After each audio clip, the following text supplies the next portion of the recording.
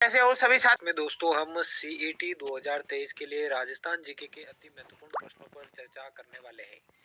तो सीईटी 2023 की तैयारी करने वाले सभी अभ्यर्थी क्लास को एंड तक वॉच करें। तो बिना किसी देर के क्लास को शुरू करते हैं। पहला क्वेश्चन आपकी स्क्रीन के सामने है। राज्य मानवाधिकार मुख्यालय कहाँ पर स्थित है? अजमेर, उदयपुर, जयपुर या फिर जोधपुर? सभी अभ्यर्थियों को अपने अपने आंसर कमेंट बॉक्स में देने हैं। तो जल्दी से राइट आंसर बताइए क्या हो जाएगा। राज्य मानवाधिकार मुख्यालय कहाँ पर स्थित है? जल्दी से करेक्ट आंसर बताइए। राइट आंसर की बात करें, राज्य मानवाधिकार मुख्यालय जो है जयपुर के अंदर स्थित है। तीसरा ऑप्शन इसका करेक्ट हो जाएगा। चलिए बढ़ते हैं अगले प्रश्न की ओर। गागरोन में कुल कितने साके हुए थे? ऑप्शंस की बात करूं 3, 4, 2 या फिर 1। गागरोन के अंदर कुल कितने साके हुए थे, आपसे यही पूछा गया है। जल्दी से इसका करेक्ट आंसर बताइए क्या हो जाएगा।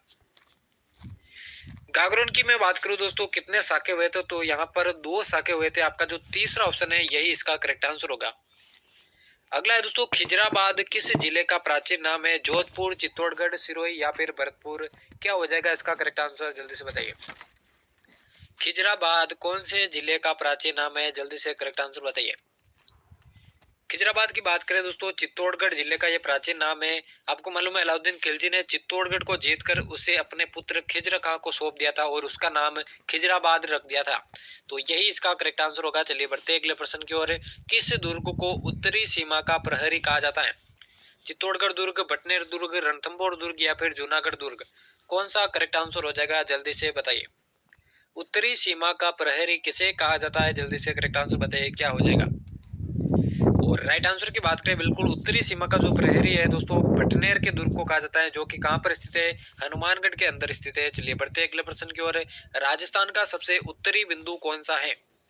बोरकुंड, सिलोन, कोणा या फिर कटरा? राजस्थान का सबसे उत्तरी बिंदु पूछा गया है, कौन सा इसका करेक्ट आंसर हो जाएगा। तो आप सभी को मालूम होना चाहिए दोस्तों, राजस्थान का सबसे उत्तरी जिला श्रीगंगानगर है और श्रीगंगानगर का ही एक गांव है कोणा गांव, जो कि राजस्थान का उत्तरी बिंदु कहलाता है। यही इसका करेक्ट आंसर होगा। देखिए क्लास को बिना रुके एंड तक वॉच करना है। अगला प्रश्न है, राजस्थान दिवस कब मनाया जाता है? 1 नवंबर, 1 अप्रैल, 26 नवंबर या फिर 30 मार्च? राजस्थान दिवस कब मनाया जाता है? जल्दी से इसका करेक्ट आंसर बताइए क्या हो जाएगा। और काफी सारे अभ्यर्थी आंसर दे रहे हैं। बिल्कुल दोस्तों, 30 मार्च को राजस्थान दिवस मनाया जाता है। चौथा ऑप्शन इसका करेक्ट हो जाएगा।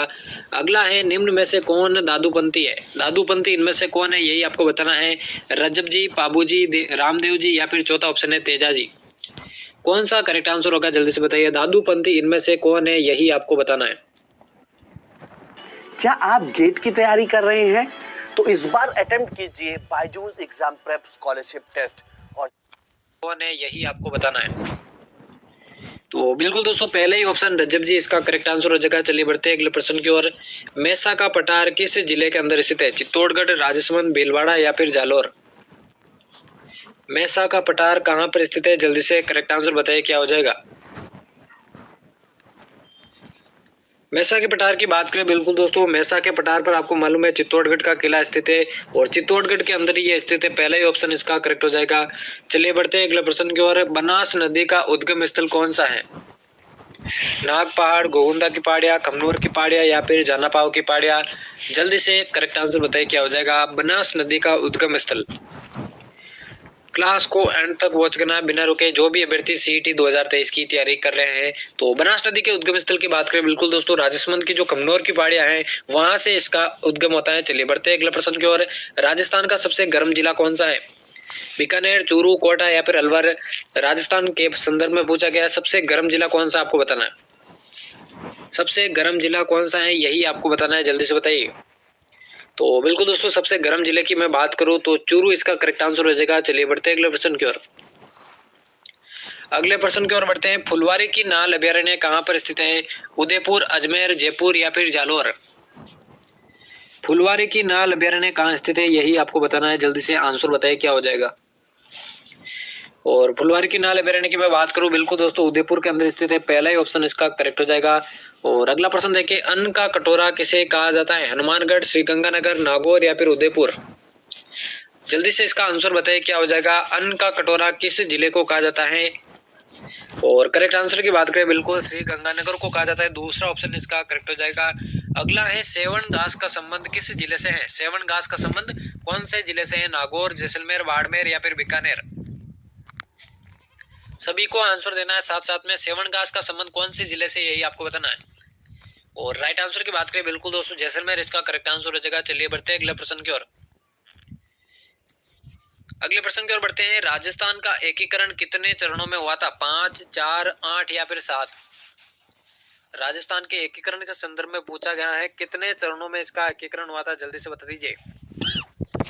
और बिल्कुल दोस्तों काफी सारे अभ्यर्थी आंसर दे रहे हैं। 1 नवंबर 1956 को राजस्थान का एकीकरण समाप्त हुआ था, बिल्कुल 7 चरणों में। चौथा ऑप्शन इसका करेक्ट हो जाएगा। अगला है कान्हड़देव प्रबंध किसने लिखा था? जानकवि, पद्मनाभ, भरत व्यास या फिर जयानक? कौन सा इसका करेक्ट आंसर होगा, जल्दी से बताइए। कान्हड़देव प्रबंध जो है किसने लिखा था, जल्दी से बताना है। और राइट आंसर की बात करें बिल्कुल पद्मनाभ इसका करेक्ट आंसर हो जाएगा। अगला है 1857 की क्रांति की कुलदेवी कौन है? 1857 की क्रांति की कुलदेवी कौन थी? जीण माता, नारायणी माता, सुगाली माता या फिर शीतला माता? 1857 की क्रांति की कुलदेवी कौन थी, आपको यही बताना है, जल्दी से बता दीजिए। और बिल्कुल दोस्तों सुगाली माता जिसने भी राइट किया उन सभी का करेक्ट हो जाएगा। चलिए बढ़ते अगले प्रश्न की ओर। अगला है मारवाड़ प्रजामंडल के संस्थापक कौन थे? मारवाड़ प्रजामंडल के संस्थापक कौन थे? मीठालाल व्यास, गोकुलभाई भट्ट, जयशंकर प्रसाद या फिर जय नारायण व्यास? मारवाड़ प्रजामंडल के संस्थापक के बारे में पूछा गया है, कौन इसका करेक्ट आंसर होगा, जल्दी से बताइए। सभी को आंसर देना। और बिल्कुल दोस्तों मारवाड़ प्रजामंडल के जो संस्थापक थे वो थे जय नारायण व्यास। चौथा ऑप्शन इसका करेक्ट हो जाएगा। अगला है सोजत का दुर्ग किस जिले के अंदर स्थित है? भरतपुर, पाली, अजमेर या फिर नागौर? कौन सा इसका करेक्ट आंसर हो जाएगा? सोजत का दुर्ग किस जिले के अंदर स्थित है? सभी अभ्यर्थियों को क्लास को एंड तक वॉच करना है। और सोजत का दुर्ग कौन से जिले के अंदर स्थित है? बिल्कुल दोस्तों पाली के अंदर ये स्थित है। दूसरा ऑप्शन इसका बिल्कुल करेक्ट हो जाएगा। चलिए बढ़ते हैं अगले प्रश्न की ओर। बीकानेर शैली का स्वर्णकाल रहा था, किसका शासनकाल बीकानेर शैली का स्वर्णकाल रहा? अनूप सिंह, विजय सिंह, गंगा सिंह या फिर सरदार सिंह? क्या हो जाएगा करेक्ट आंसर, जल्दी से बताइए। बीकानेर शैली का जो स्वर्णकाल है कौन से शासक का शासनकाल रहा था? और बिल्कुल दोस्तों अनूप सिंह का जो शासनकाल था वही दोस्तों बीकानेर शैली का स्वर्णकाल रहा था, इसलिए पहला ही ऑप्शन इसका करेक्ट हो जाएगा। अगला प्रश्न है राजस्थान की कामधेनु किसे कहा जाता है? बनास नदी को, लूणी नदी को, चंबल नदी को या फिर कांतली नदी को? कौन सा इसका करेक्ट आंसर हो जाएगा? राजस्थान की कामधेनु किसे कहा जाता है, जल्दी से बताइए। राइट आंसर आप सभी को बताना है, क्या हो जाएगा? राजस्थान की कामधेनु किसे कहा जाता है? और बिल्कुल दोस्तों चंबल नदी जो है आपके, जिसे राजस्थान की क्या कहा जाता है? कामधेनु कहा जाता है। तीसरा ऑप्शन इसका करेक्ट हो जाएगा। अगला है जैन विद्वान जो महाराणा कुंभा के दरबारी कवि थे, कौन सा इसका करेक्ट आंसर हो जाएगा? कौन से जैन विद्वान जो है महाराणा कुंभा के दरबारी कवि थे? मुनि जिनविजय सूरी, मुनि उद्योतन सूरी, मुनि जिनसेन सूरी या फिर हेमचंद्र? करेक्ट आंसर आप सभी बताइए, क्या हो जाएगा? जैन विद्वान कौन से थे जो महाराणा कुंभा के दरबारी कवि थे? और बिल्कुल राइट आंसर की मैं बात करूं मुनि जिनसेन सूरी इसका करेक्ट आंसर हो जाएगा। चलिए बढ़ते हैं अगले प्रश्न की ओर। अगला प्रश्न देखिए दोस्तों। अगला प्रश्न है 22वां हल्दी घाटी युद्ध के बाद महाराणा प्रताप ने अपनी राजधानी बनाई थी? गोगुंदा, चावंड, कुंभलगढ़ या फिर जावर? जल्दी से आंसर बताइए। हल्दी घाटी युद्ध के बाद महाराणा प्रताप ने अपनी राजधानी किसे बनाया, जल्दी से बता दीजिए। आपको मालूम है हल्दी घाटी का जो युद्ध है 18 जून 1576 को हुआ था, और उस युद्ध के बाद महाराणा प्रताप ने अपनी जो नई राजधानी बनाई थी वो थी दोस्तों चावंड। दूसरा ऑप्शन करेक्ट हो जाएगा। चलिए बढ़ते अगले प्रश्न की ओर। किस स्थान पर सवाई जयसिंह ने जो है वेधशाला नहीं बनवाई थी? दिल्ली, मथुरा, उज्जैन या फिर ग्वालियर? आपको मालूम है कि 5 स्थानों पर सवाई जयसिंह ने वेधशाला बनवाई थी, तो इनमें से कौन सा आंसर हो जाएगा जो जहां पर जो है सवाई जयसिंह ने क्या नहीं की थी? वेधशाला नहीं बनवाई थी।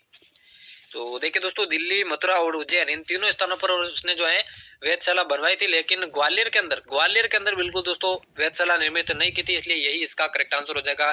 चलिए बढ़ते हैं अगले प्रश्न की ओर। अगला है राजस्थान का सबसे बड़ा मिट्टी का बांध किस जिले में है? करौली, पाली, झालावाड़ या फिर अजमेर? करेक्ट आंसर बताइए, क्या हो जाएगा? राजस्थान का सबसे बड़ा मिट्टी का बांध किस जिले में है? राजस्थान का सबसे बड़ा मिट्टी के बांध की बात करूं दोस्तों कौन सा बांध कहलाता है? तो पांचना बांध कहलाता है। और यहाँ पर दोस्तों जिला पूछा गया कौन से जिले में है, तो बिल्कुल करौली जिले में ये स्थित है। पहला ही ऑप्शन इसका करेक्ट हो जाएगा। और आज की क्लास का दोस्तों ये होने वाला है अंतिम प्रश्न, महत्वपूर्ण प्रश्न है, एक एक प्रश्न एग्जाम में आने लायक है।